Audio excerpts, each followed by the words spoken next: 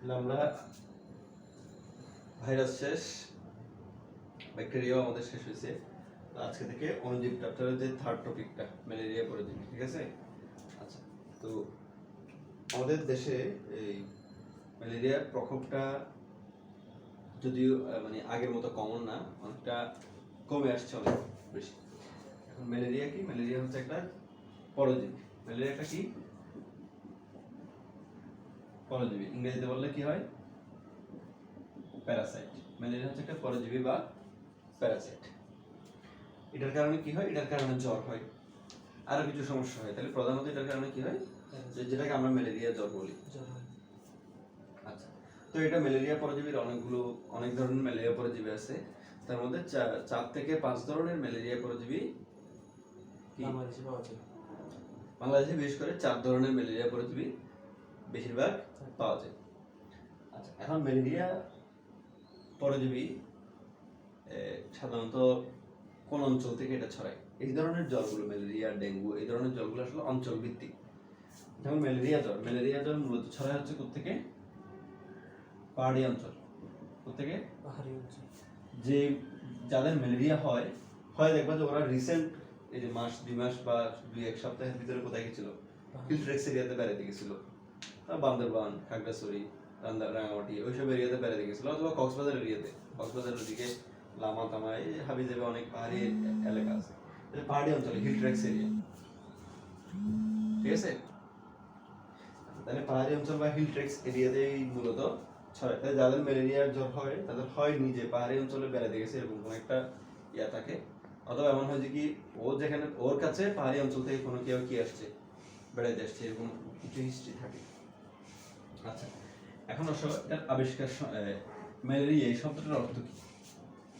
Malaria এই শব্দটার অর্থ হচ্ছে ম্যাল এরিয়া, এভাবে বলা হয় আর কি। ম্যাল মানে হচ্ছে দূষিত, ম্যাল মানে কি? দূষিত। দূষিত এরিয়া মানে দূষিত এরিয়া, বাতাস। এরিয়া বাতাস, দূষিত বাতাস। এটা হচ্ছে ইটালিয়ান ওয়ার্ড। এটা কোন কি শব্দ? ইতালিয়ান। ইতালিয়ান শব্দ, ঠিক আছে? ইতালীয় শব্দ। তাহলে এটা একটা কি? সাধারণত আমরা বায়োলজি, এটা কিন্তু সেজন্য পরীক্ষায় আসার মতো। বায়োলজিতে আমরা হয় গ্রিক পড়ি নাহলে ল্যাটিন পড়ি, অথচ এটা হচ্ছে কি ইটালিয়ান শব্দ। সেজন্য এইচএসসি পরীক্ষায় একবার আসছিল এটা, ম্যালেরিয়া শব্দটি কোন ভাষা থেকে আসছে, ঠিক আছে? এবং এই শব্দটা সর্বপ্রথম ব্যবহার করছে কে? বিজ্ঞানী টর্টি। তাহলে ম্যালেরিয়া শব্দটা সর্বপ্রথম ব্যবহার করছে কে? টর্টি। বিজ্ঞানী টর্টি সর্বপ্রথম এই ম্যালেরিয়া শব্দটা ব্যবহার করছে। তাই একসময় মানুষ মনে করতো দূষিত বাতাস গায়ে লাগলে কি হয়? ম্যালেরিয়া জ্বর হয়, ঠিক আছে? দূষিত বাতাস গায়ে লাগলে ম্যালেরিয়া জ্বর হয়। কিন্তু পরবর্তীতে যখন চার্লস লেভারন, কি নাম বললাম? চার্লস লেভারন নামক একজন সায়েন্টিস্ট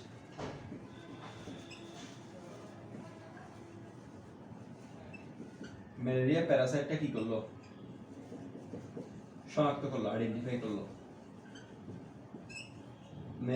ম্যালেরিয়া প্যারাসাইটটা কি করলো? শনাক্ত করলো। লোহিত রক্তকণিকা থেকে, আরবিসি বা লোহিত রক্তকণিকা থেকে ম্যালেরিয়া প্যারাসাইটটা শনাক্ত করলো। তখন এটা শনাক্তের মাধ্যমে প্রমাণ হইলো আসলে দূষিত বাতাস থেকে ম্যালেরিয়া হয়। এটা ছিল একটা কি ভুল কথা। ম্যালেরিয়ার জন্য ম্যালেরিয়া পরজীবী দায়ী। তাহলে ম্যালেরিয়া পরজীবীর আবিষ্কারক কে? চার্লস লেভারন। ম্যালেরিয়া পরজীবীর আবিষ্কারক কে? চার্লস লেভারন। আচ্ছা, এরপরে এবং এই কাজের জন্য সে কিন্তু নোবেল প্রাইজ পেয়েছে, চার্লস লেভারন। এরপরে স্যার রোনাল্ড রস, কি নাম বলছি? স্যার রোনাল্ড রস। উনি ছিল ব্রিটিশ সেনাবাহিনীর একজন অফিসার, ব্রিটিশ সেনা অফিসার ছিল। তো উনি কর্মসূত্রে ব্রিটিশ সাথে ইন্ডিয়াতে ছিল। তো কর্মসূত্রে উনি কি আসছিল? ইন্ডিয়াতে আসছিল। ইন্ডিয়াতে আসার পরে গবেষণা করতে গিয়ে উনি দেখলো এই ম্যালেরিয়া পরজীবীটা মানুষের মধ্যে ছড়ায় কেমনে। দেখা গেল অ্যানোফিলিস মশকির মাধ্যমে এটা কি ছড়ায়। মশকি মানে কি? স্ত্রী মশা। মশকি মানে কি? স্ত্রী মশা। তো উনি প্রমাণ করলো যে কি অ্যানোফিলিস মশকির মাধ্যমে রোনাল্ড রস মানে এই ম্যালেরিয়া পরজীবীটা ছড়ায়। তাহলে ম্যালেরিয়া পরজীবীর আবিষ্কার করলে অ্যান্সার কি হবে? চার্লস লেভারন। যদি বলা হয় অ্যানোফিলিস মশকির মাধ্যমে যে ম্যালেরিয়া ছড়ায়, এই বিষয়টাকে আবিষ্কার করছে রোনাল্ড রস। অথবা যদি বলা হয় ম্যালেরিয়া পরজীবী বাহককে আবিষ্কার করছে, ওর কাজ কি? অ্যানোফিলিস মশকের কাজ কি? ম্যালেরিয়া পরজীবীকে বহন করা। তাহলে বাহককে কি আবিষ্কার করছে? রোনাল্ড রস। বাহক মানে ইংরেজিতে বলা হয় ভেক্টর। বাহক ইংরেজি ভেক্টর। আচ্ছা, এই হচ্ছে ম্যালেরিয়া আবিষ্কার সংক্রান্ত কিছু কথা। আচ্ছা, এখন ম্যালেরিয়া পরজীবীর একটা ম্যালেরিয়া প্যারাসাইটের একটা সাইন্টিফিক নেম থাকবে, ঠিক না? বৈজ্ঞানিক নাম থাকবে, থাকবে কি না? হ্যাঁ একটা বৈজ্ঞানিক নাম থাকবে। তো বৈজ্ঞানিক নাম আমরা কি জানি? জেনাস থাকে, স্পিসিস থাকে। তো ম্যালেরিয়া পরজীবী সবার ক্ষেত্রে জেনাস হচ্ছে সেম। জেনাসটা কি? প্লাজমোডিয়াম। তাহলে ম্যালেরিয়া পরজীবীরা কোন গণের কোন গণের জীব? প্লাজমোডিয়াম গণের জীব। এদের জেনাস হচ্ছে প্লাজমোডিয়াম। আচ্ছা, আমরা এদের ইয়াতে যাওয়ার আগেই মানে স্পেসিফিক কথায় যাওয়ার আগে আমরা কিছু শব্দের ব্যাখ্যা দিব, তাহলে আমাদের বুঝতে সুবিধা হবে শব্দের অর্থ, শব্দের ব্যাখ্যা। প্রথমত সুপ্তকাল। কি কাল বলতো? সুপ্তকাল। সুপ্তকাল ইংরেজিতে আমরা বলি ইনকিউবেশন পিরিয়ড। কি period? Incubation period. Incubation period জিনিসটা কি? অনেক সময় দেখা যায় তোমার শরীরের ভিতরে, এই যে যেমন করোনা ভাইরাসের ক্ষেত্রে আছে, তোমার শরীরের ভিতরে জীবাণু ঢুকছে কিন্তু এখনো কি লক্ষণ প্রকাশ পায় না। জীবাণু ঢোকার সাথে সাথে কি হয় না? লক্ষণ প্রকাশ পায় না। তো আমরা কিছু হিসাব আছে, যেমন কোন একটা জীবাণু তোমার শরীরে ঢুকার 5 দিন পরে লক্ষণ প্রকাশ পায়, তাহলে অথচ 5 দিন আগে তোমার শরীরে জীবাণুটা কি ঢুকছে। কথার কথা আর কি, 5 দিন পরে যে হবে এমন না, আমি কথার কথা বললাম। তাহলে এই 5টা দিনকে আমরা বলবো সুপ্তকাল। তাহলে সুপ্তকাল কি? ম্যালেরিয়া পরজীবী মানুষের শরীরে প্রবেশ এবং লক্ষণ প্রকাশ পাওয়ার মধ্যবর্তী সময়কাল। কি বললাম? সুপ্তকাল মানে কি? ম্যালেরিয়া পরজীবী বা যে কোনো পরজীবী, যে কোনো জীবাণু মানুষের শরীরে ঢোকা এবং লক্ষণ প্রকাশ সেটা সংক্রান্ত, সেটা রোগ সংক্রান্ত যে লক্ষণগুলো, সেই লক্ষণ বা সিমটম গুলো আসার মধ্যবর্তী সময়। তাহলে আজকে জীবাণু ঢুকছে, আজকে থেকে 7 দিন পরে কি লক্ষণ আসছে, যে জ্বর আসছে। তাহলে মাঝখানে 7 দিন তুমি ভালো ছিল, অথচ তোমার শরীরে জীবাণুটা ছিল। তার মানে এই 7 দিন কি ছিল? সুপ্তকাল বা ইনকিউবেশন। তাহলে সুপ্তকাল সম্পর্কে জানতে হবে। তারপর আছে টার্সিয়ান। টার্সিয়ান মানে হচ্ছে কি? টার্সিয়ান মানে 48 ঘন্টার চক্র। কয় ঘন্টার চক্র? 48 ঘন্টা পর পর এই ধরনের একটা সাইকেলকে বলা হয় কি? টার্সিয়ান। তারপর কোয়ার্টান কি? কোয়ার্টান মানে হচ্ছে 72 ঘন্টার চক্র। কত ঘন্টা? 72 ঘন্টা পর পর সাইকেল হয়, এটাকে বলা হয় কি? কোয়ার্টান। আর টার্সিয়ান গেল, কোয়ার্টান গেল। আচ্ছা, এরপর আসবে এবার 3টা শব্দ দেখো। মাইল্ড, হ্যাঁ, বাংলায় বললে হয় মৃদু। তারপর হচ্ছে বিনাইন, এটার বাংলাও বিনাইন। বিনাইন মানে কি? হ্যাঁ বলতেছি। ম্যালিগন্যান্ট। ম্যালেরিয়া পরজীবীর যে জ্বরটা, এটা 3 ধরনের হতে পারে। একটা হচ্ছে মাইল্ড, বিনাইন, একটা ম্যালিগন্যান্ট। মাইল্ড মানে হচ্ছে খুবই স্বল্প, খুবই স্বল্প, মানে এত স্বল্প যে ওই ম্যালেরিয়াকে কেউ কি পাত্তাও দেয় না। কারণ ওটা আসলে শরীরে তেমন কোনো লক্ষণও আসে না, নিজে নিজে আসে, নিজে নিজে এটা কি হয়ে যায়? মরে যায়। কারণ আমাদের শরীরের প্রতিরক্ষা অবস্থাটা এই করে ফেলে, নষ্ট করে ফেলে। এই জন্য মাইল্ড যেগুলো, সেগুলো নিয়ে আমাদের কোনো কি নাই, টেনশন নেই। তারপর আসো বিনাইন, মানে এটা তো কোনো চিকিৎসাও লাগে না। মাইল্ডেতে চিকিৎসাও লাগে না, কারণ বেশিরভাগ সময় রোগীরা বুঝতেই পারে না কোন সময় ম্যালেরিয়া আসছে, এসে চলে গেছে। কিন্তু বিনাইনে কি সিমটম আসে, লক্ষণ আসে, কিন্তু লাইফ থ্রেটেনিং না। মানে একদম রোগী খুব, মানে মানুষ এটার কারণে খুব বাজে অবস্থা হয়ে যাবে, জীবন নিয়ে টানাটানি পড়ে যাবে, এরকম না। কিন্তু মারা যায়। হ্যাঁ, ম্যালেরিয়া রোগী মারা যেতে পারে। তাহলে বিনাইনে কি বলতো? বিনাইনে সিমটম আসবে, রোগী জ্বর আসবে, মোটামুটি কষ্ট, একটু এত কষ্ট বা মানে রোগী কষ্ট হবে, জ্বর আসবে, সিমটম আসবে, সব আসবে, কিন্তু কি হবে না, খুব সিরিয়াস হবে না, সিভিয়ার হয়ে যাবে না। ঠিক আছে? তাই মানে সহজে চিকিৎসা করলে কি ভালো হয়ে যাবে, কিন্তু চিকিৎসা করতে হবে।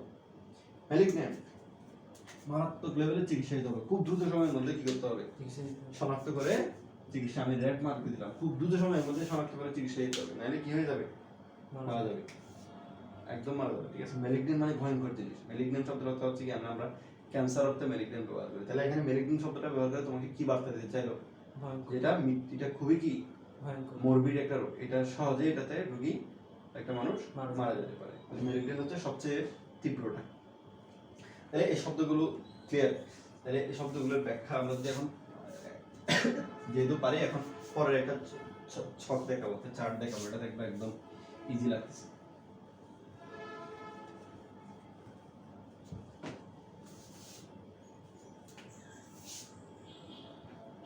প্রথম আসো পি মানে কি? প্লাজমোডিয়াম। পি মানে কি? প্লাজমোডিয়াম। সংক্ষেপে লিখলাম প্লাজমোডিয়াম ভাইভেক্স। বাংলাদেশে যেগুলো পাওয়া যায়, আমাদের 1 নম্বরে কি? Plasmodium vivax. 2 নম্বরে প্লাজমোডিয়াম, আচ্ছা আমি প্রথম অক্ষরটা একটা অন্য কালে দিয়ে লিখি বিশেষ কারণে।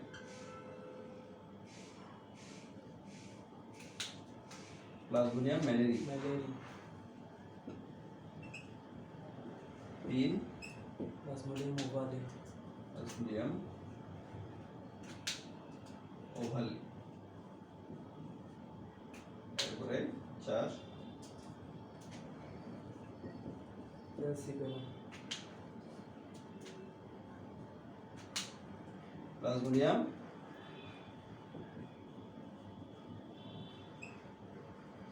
ফেলসিপারাম, প্লাজমোডিয়াম ফেলসিপেরাম। ফেলসিপারাম, এগুলো হচ্ছে নাম।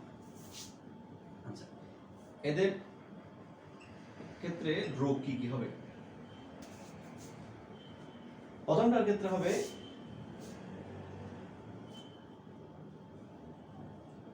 বিনাইন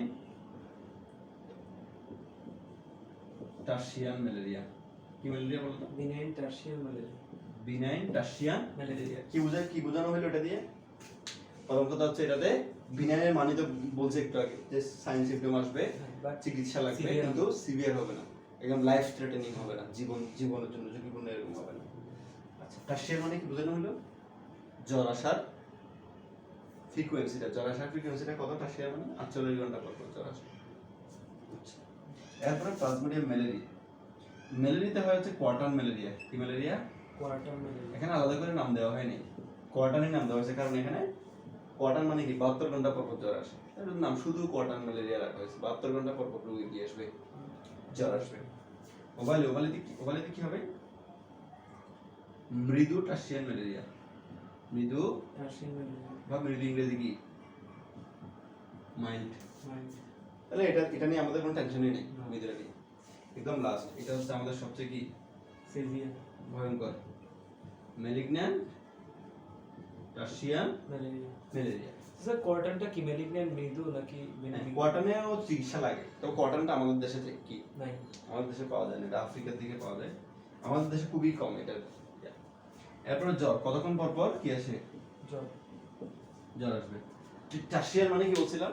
48 ঘন্টা। 48 ঘন্টা। তাহলে যেখানে যেখানে আমরা টার্সিয়ান দেখবো সেখানে সেখানে আমরা কয় ঘন্টা বসে দিব? 48 ঘন্টা। 48 48 48 ঘন্টা ঘন্টা ঘন্টা। আর কোয়ার্টার মানে কি বলছিলাম? 72 ঘন্টা। 72 ঘন্টা। তবে দ্বিতীয়টাতে এটা একটু ভয়ঙ্কর জিনিস, এটা তো অনেক সময় আরো আগে ভাগেও কি আসতে পারে, জ্বর এসে যেতে সেজন্য এটাতে বলা হচ্ছে 36 থেকে কি 48 48 ঘন্টা। পর। এই ক্ষেত্রে দেখা যায়। হ্যাঁ যাই যাই। এবার আসো সুপ্তকাল। সুপ্তকাল মানে কি বলছিলাম? ওই রোগ ঢোকার মানুষের শরীরে এবং সিমটমস দেখানোর সময়টা মধ্যবর্তী সময়। ঠিক আছে, মানে জীবাণু শরীরে ঢোকা এবং লক্ষণ প্রকাশ পাওয়ার মধ্যবর্তী সময়। সুপ্তকাল প্রথমটার ক্ষেত্রে 12 থেকে 20 দিন, 12 থেকে 20 দিন। দিন। এরপরটা 18 থেকে 40 দিন। 18 থেকে 40 দিন। এরপরে 10 থেকে 16 11 থেকে 11 থেকে 16 দিন। এরপরে 18 থেকে 15 8 থেকে 15 দিন। এগুলো চেষ্টা করবো মনে রাখা। তবে এখান থেকে দুইটা জিনিস খেয়াল করো, সবচেয়ে কম সুপ্তকাল কোনটাতে? সবচেয়ে কম সুপ্তকাল 8 থেকে 15 8 থেকে 15 দিন। তাহলে মনে রাখতে হবে প্লাজমোডিয়াম ফেলসিপারাম, এই ম্যালেরিয়াটার লক্ষণ সবার তাড়াতাড়ি, এই ম্যালেরিয়াটার লক্ষণ সবচেয়ে কি আসে? তাড়াতাড়ি। তাহলে কোন ম্যালেরিয়ার লক্ষণ তাড়াতাড়ি আসে? ওই যে একটা কোশ্চেন করতে নিয়েছিল, ধরো বইতে এটা লেখা নাই কোথাও, বইয়ে এটা লেখা থাকার দরকার নেই, তোমাকে এটা বুঝে নিতে হবে। কারণ এটা সুপ্তকাল কদিন? 8 থেকে 15 সবার তাড়াতাড়ি লক্ষণ 8 আসে। থেকে 15 দিন। কোনটার ক্ষেত্রে লক্ষণ দেরিতে আসে? Quarter malaria. কেন? কারণ শক্তিকাল কত? অনেক বেশি। 8 থেকে 40। এখন আসো, প্লাজমোডিয়াম ফেলসিপারাম দিয়ে কি হয়? ম্যালিগন্যান্ট টার্সিয়ান ম্যালেরিয়া হয়। এটা আরেকটা নাম আছে, এই ম্যালেরিয়াটার আরেকটা নাম হচ্ছে সেরেব্রাল ম্যালেরিয়া। কি ম্যালেরিয়া? Cerebral malaria. সেরেব্রাম কি জিনিস? সেরেব্রাম হচ্ছে ব্রেইনের পার্ট, ঠিক না? অগ্রমস্তিষ্কের অংশ, অগ্রমস্তিষ্কের সবচেয়ে বড় অংশটার নাম হচ্ছে কি? সেরেব্রাম। সেরেব্রাম। তার মানে বুঝতে পারতেছে এই ম্যালেরিয়াটা কোথায় গিয়ে এফেক্ট করে? ব্রেইনে। ব্রেইনের সেরেব্রামে গিয়ে এফেক্ট করে, মানে ব্রেইনের যে রক্তনালীগুলো আছে না, ওখানে গিয়ে জমাট বাঁধে দেয়। তাহলে সহজেই মানুষ কি মারা যেতে পারে এই ম্যালেরিয়ার এই রোগটাতে। ক্লিয়ার? এইটুকু তো ক্লিয়ার। তাহলে প্লাজমোডিয়াম ফেলসিপারামের আরেক যে ম্যালেরিয়াটা, এটা আরেকটা নাম কি? Cerebral malaria. তবে ইদানিং আরেকটা বাংলাদেশে একটু পাওয়া যাচ্ছে, এটা মূলত বেশি পাওয়া যায় আফ্রিকাতে, প্লাজমোডিয়াম নলেসি। প্লাজমোডিয়াম কি নলেসি, এটা মূলত পাওয়া যায় হচ্ছে আফ্রিকাতে, বাংলাদেশেও অল্প দুই একটা পাওয়া যাচ্ছে। তোমাদের একটা বইয়ে এটার কথা আসছে, প্লাজমোডিয়াম নলেসি, ঠিক আছে? কেনলের গেই। ঠিক আছে, আচ্ছা ঠিক আছে, তাহলে এই দুটো যদি আমরা বুঝলাম। আচ্ছা স্যার, কেনলের গেই কে বানাইছিল এটা? কেউ আমাদের ভুল উচ্চারণ করছে আর কি। See you not for my See you not for mine, eh? আচ্ছা, এখন আসো, এখন আবার আমরা আরো একটা শব্দ শিখব। প্রথম হচ্ছে পোষক, হ্যাঁ, ইংরেজিতে আমরা বলি হোস্ট, এরপর আমরা বলবো বাহক, ইংরেজিতে আমরা কি বলি? ভেক্টর। তাহলে পোষক কি? পোষক মানে যাদের শরীরে এই জীবাণুটা বসবাস করে, যাদের শরীরে জীবাণুটা বসবাস করে, এটাকে বলা হয় পোষক। বসবাস করে, জনন সম্পন্ন করে, বংশ বিস্তার করে, শুধু বসবাস করে বলবো না, বসবাস করে এবং কি জনন বংশ বিস্তার করে এবং বংশ বিস্তার করে, তাদেরকে বলা হয় পোষক। বাহক মানে যাদের শরীরে মধ্য দিয়ে রোগটা একজনের থেকে আরেকজনের মধ্যে বাহিত হয়। ধরো আমার ম্যালেরিয়া কিছু আছে, ছোঁয়া আছে না, ধরো যে মশাটা আমারে কামড়েছে, এসে আমার শরীরে ম্যালেরিয়া জীবাণু ঢুকে দিচ্ছে, সেই মশাটা আবার কি গিয়ে তোমারও কামড়াইলো, তাহলে মশাটা এখানে আমার থেকে তোমাকে কি করলো? অথবা এমন হইলো, ধরো আমি একটা মানুষ বান্দরবন গেল, বান্দরবন গিয়ে সে ওখান থেকে ম্যালেরিয়া নিয়ে আসলো। আচ্ছা, ম্যালেরিয়া নিয়ে চিটাং চলে আসলো। এখন চিটাং এর যে মশাগুলো আছে, অ্যানোফিলিস মশা, এগুলোর শরীরে কি নাই? ম্যালেরিয়া নেই, কারণ ম্যালেরিয়া থাকে কোন এলাকার অ্যানোফিলিস মশাকিতে? বান্দরবন হিল ট্র্যাক্স এরিয়াতে। এখন যে মানুষটা ওখান থেকে এখানে আসলো, তাকে ধরো এখানে একটা সুস্থ অ্যানোফিলিস কি কামড়াইলো, তাহলে তার শরীর থেকে ম্যালেরিয়ার জীবাণুটা কি মশার কাছে চলে গেল।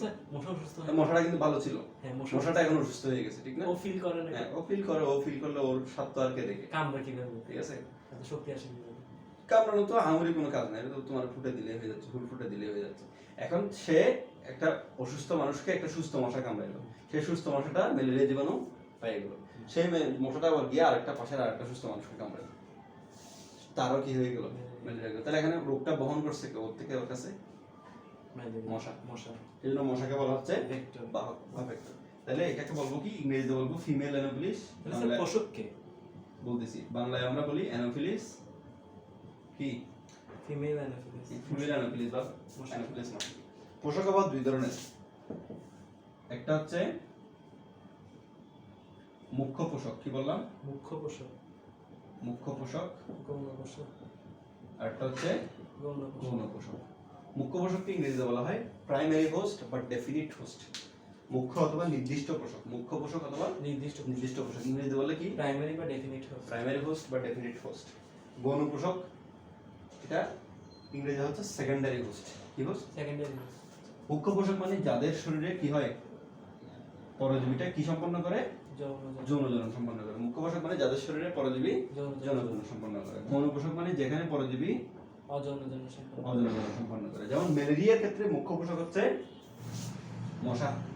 ম্যালেরিয়ার ক্ষেত্রে মুখ্য পোষক হচ্ছে মশা। আমরা বলবো মশকি, মশা তো কামড়ায় না। ম্যালেরিয়ার ক্ষেত্রে মুখ্য পোষক কি? মশকি। আর গৌণ পোষক মানুষ, কারণ মানুষের শরীরে ম্যালেরিয়া পরজীবী কি হয়? অযৌন জনন হয়। আর মশার শরীরে ম্যালেরিয়া পরজীবী যৌন জনন। ক্লিয়ার জিনিসগুলো? এখন প্রশ্ন আসতে পারে, শুধু অ্যানোফিলিস দিয়ে ম্যালেরিয়া হবে কেন, অন্য মশাগুলো দিয়ে ম্যালেরিয়া হবে না কেন? ঠিক আছে, আচ্ছা। আরেকটা প্রশ্ন আসতে পারে, শুধু স্ত্রী মশা কেন, পুরুষ মশা কামড়ায় না কেন, বা পুরুষ মশা দিয়ে ছড়াবে না কেন? এগুলো প্রশ্ন না? তাহলে আমরা প্রথম প্রশ্নটা অ্যান্সার দিই, শুধু স্ত্রী মশা কেন, বা মশকি কেন, মশা না কেন? প্রথম কথা হচ্ছে শুধু মশকি কেন? কারণ মশকিরা কি পারে? ডিম পারে। আর ডিম পাড়ার জন্য তাদের গরম পরিবেশের, উষ্ণ পরিবেশের দরকার হয়। আর সেজন্য তারা ব্লাড তাদের খাদ্য হিসেবে কি দরকার? ব্লাড দরকার, কারণ ব্লাড হচ্ছে কি? গরম। তাহলে ব্লাড খেতে হলে ওরা কি করতে হবে? প্রাণীদেরকে কামড় দিতে হবে। এই জন্য মশকি কি পারা দরকার? ডিম পাড়া দরকার। ডিম পরিস্ফুটনের জন্য কি দরকার? গরম পরিবেশ দরকার। সেটার জন্য কি খাদ্য দরকার? রক্ত খাওয়া দরকার। রক্তটা কোথায় খাবে সে? বিভিন্ন। সেজন্য মশকি কামড় দেয়।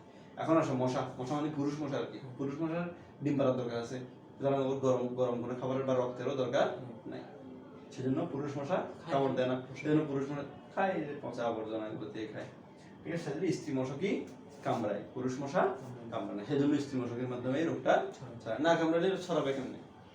আচ্ছা, এবার আসো অ্যানোফিলিস কেন, অন্যগুলো না কেন? Why Anopheles? হ্যাঁ। ডেঙ্গু কিউলেক্স না কেন? এডিস না কেন? কারণ ম্যালেরিয়া পরজীবীগুলো যখন এই মশার শরীরে ঢুকে, অ্যানোফিলিস মশার শরীরে যখন ম্যালেরিয়া পরজীবীটা ঢুকে, অ্যানোফিলিস মশার পাকস্থলীতে যখন ম্যালেরিয়া পরজীবীটা ঢুকে, অ্যানোফিলিস মশা কি পাকস্থলী ম্যালেরিয়া পরজীবীকে কি করতে পারে না, পরিপাক করতে পারে না, মানে পরিপাক করার মতো এনজাইম নেই। সেজন্য অ্যানোফিলিস মশার শরীরে ম্যালেরিয়া পরজীবী কি বেঁচে থাকতে পারে। কিন্তু কিউলেক্স মশা বা এডিস মশা এদের শরীরে যদি তুমি ম্যালেরিয়া পরজীবী ঢুকে, এদের পরিপাক তন্ত্র বা পাকস্থলীর এনজাইমগুলো কি করে ফেলে, এটাকে পরিপাক করে ফেলে। সেজন্য কিউলেক্স বা এডিস মশার শরীরে ম্যালেরিয়া পরজীবী কি টিকে থাকতে পারে না, বেঁচে থাকতে পারে না। সেজন্য ওই মশাগুলো দিয়ে ম্যালেরিয়া ছড়ায় না।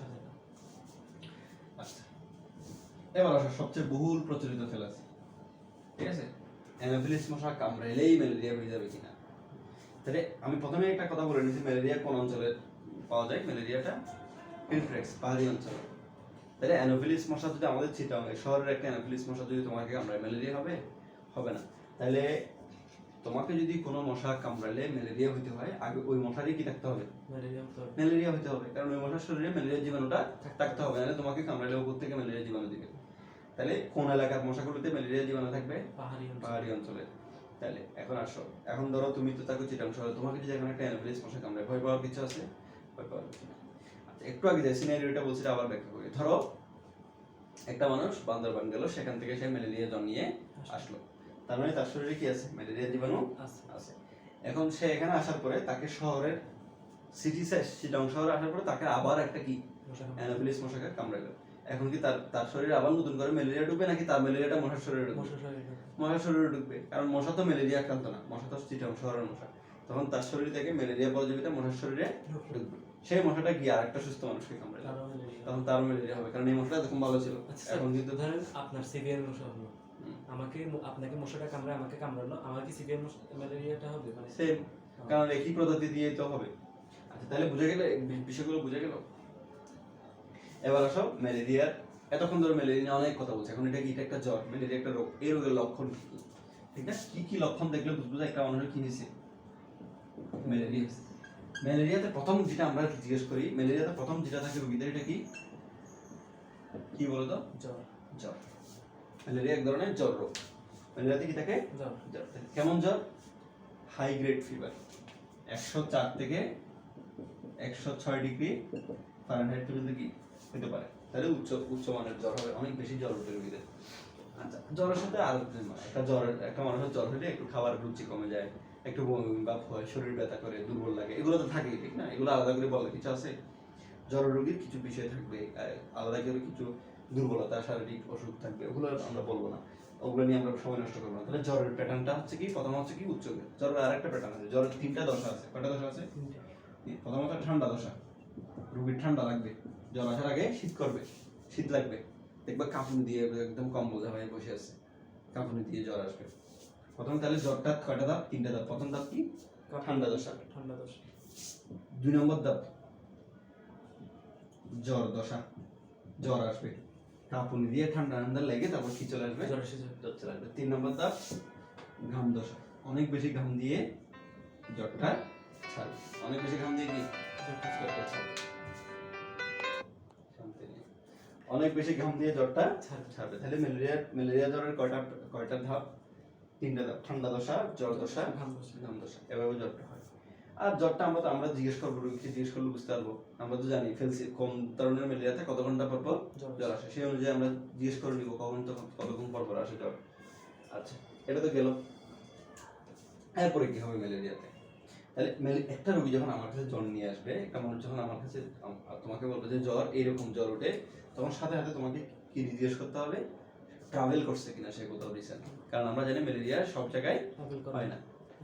জিজ্ঞেস করতে হবে আপনি রিসেন্ট কোথাও গেছেন নাকি, ঠিক আছে? বান্দরবানে সেই এলাকার নাম বলা হবে, ওগুলোতে গেছেন নাকি, অথবা ওইরকম কোনো এলাকা থেকে আপনার কাছে কেউ আসছে কিনা, বা আপনার সাথে কারো দেখা হয়েছে কিনা। তাহলে এইভাবে আমরা একটা অ্যাসোসিয়েশন বের করার চেষ্টা করব। আচ্ছা, এটা একটা গেল। এবার আসো, এগুলো হচ্ছে যে কোনো ধরনের ম্যালেরিয়ার কমন সিমটম। এখন আসো আমরা এখন প্লাজমোডিয়াম ফেলসিপারাম দিয়ে কোন ধরনের ম্যালেরিয়া হয়? ম্যালিগন্যান্ট রাশিয়ান ম্যালেরিয়া, বা আরেকটা নাম কি বলছি, সেরেব্রাল ম্যালেরিয়া।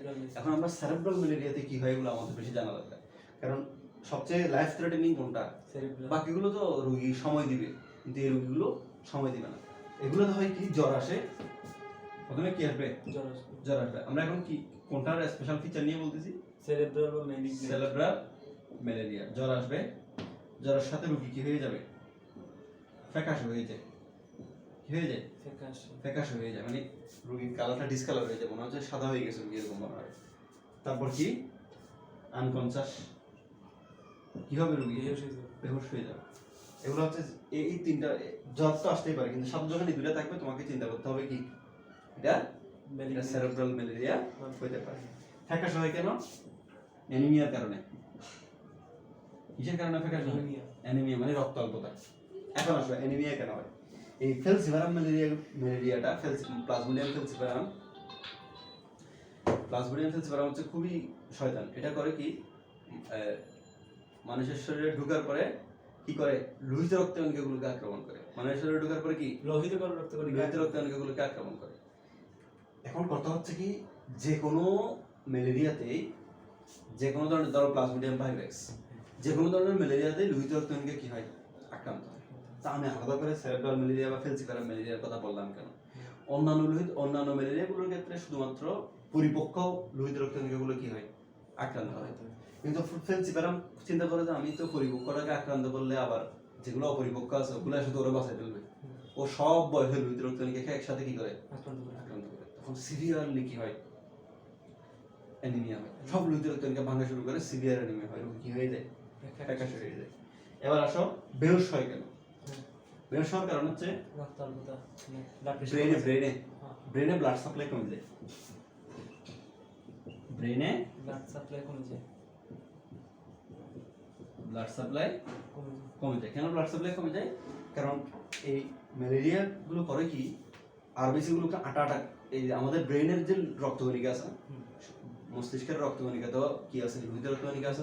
এই মস্তিষ্কের রক্তকণিকা, মানে রক্তনালীতে, মস্তিষ্কের কোথায়? রক্তনালীতে যে লোহিত রক্তকণিকাগুলো আছে সেগুলোকে আটা করে ফেলে। আটা করে ফেললে কি হয়? সেগুলো রক্তনালীর গায়ে কি হয়ে যায়? লেগে যায়। তাহলে অনেকগুলো লোহিত রক্তকণিকা তো আমাদের শরীরে এমনি প্রচুর পরিমাণে থাকে, এগুলো যদি রক্তনালীর গায়ে আটকে যায় কি হবে? রক্তনালীটা কি হবে? বিভিন্ন জায়গায় ব্লক তৈরি হবে, বন্ধ হয়ে যাবে। বন্ধ হলে ব্লাড সাপ্লাই কি হয়ে যাবে? আর ব্রেনে ব্লাড সাপ্লাই কমে গেলে কি হবে? রোগী আনকনসিয়াস হয়ে যাবে, বেহুশ হয়ে যাবে। ভয়ঙ্কর একটা জিনিস। আচ্ছা, আরো কি হয় দেখো, এই যে লোহিত রক্তকণিকাগুলো যে কি হয়ে যায়? ভেঙে যাচ্ছে। আমরা জানি লোহিত রক্তকণিকা ধ্বংস হয় কোথায় গিয়ে? যকৃৎ এবং প্লীহায় গিয়ে। তাহলে এই লোহিত রক্তকণিকাগুলো যে ধ্বংস হবে কোথায় গিয়ে ধ্বংস হবে? ও যে লোহিত রক্তকণিকাগুলোকে আক্রমণ করবে সেগুলোতে গিয়ে ধ্বংস হবে। কোথায় গিয়ে ধ্বংস হবে? যকৃতে গিয়ে ধ্বংস হবে, প্লীহাতে গিয়ে ধ্বংস হবে। তাহলে যকৃৎ কি হয়ে যাবে? বড় হয়ে যাবে। প্লীহা কি হয়ে যাবে? বড় হয়ে যাবে। কারণ প্লীহা এবং যকৃতের ভিতর ধরো নরমালি দিনে 100টা লোহিত রক্তকণিকা ধ্বংস হয়, কথার কথা, ঠিক আছে? নরমালি স্বাভাবিক তো, ও তো নরমাল সাইজ মেনটেন করতে পারে। এখন ম্যালেরিয়া এসে দিনে 100টার জায়গায় 1 লাখ লোহিত রক্তকণিকা কি ভাঙা শুরু করছে। তাহলে দিনে যখন 100টার জায়গায় 1 লাখ, কত গুণ বাড়ি গেল? তখন যকৃৎ কি করতে পারে না, এদের স্থান সংকুলান করতে পারে। যখন যকৃতের কি হয়ে যায়? সাইজ বড় হয়ে যায়, প্লীহার সাইজ কি হয়ে যায়? বড় হয়ে যায়। প্লীহা আবার একটা কাজ করে। প্লীহা করে কি, যখন ম্যালেরিয়া এরকম প্রচুর পরিমাণে রক্তকণিকা ভেঙে আনতে থাকে, তখন প্লীহা আর একটা রাসায়নিক পদার্থ নিঃসরণ শুরু করে, লাইসোলেসিথিন। কি নাম? লাইসোলেসিথিন। ওই আছে এটা, লাইসোলেসিথিন।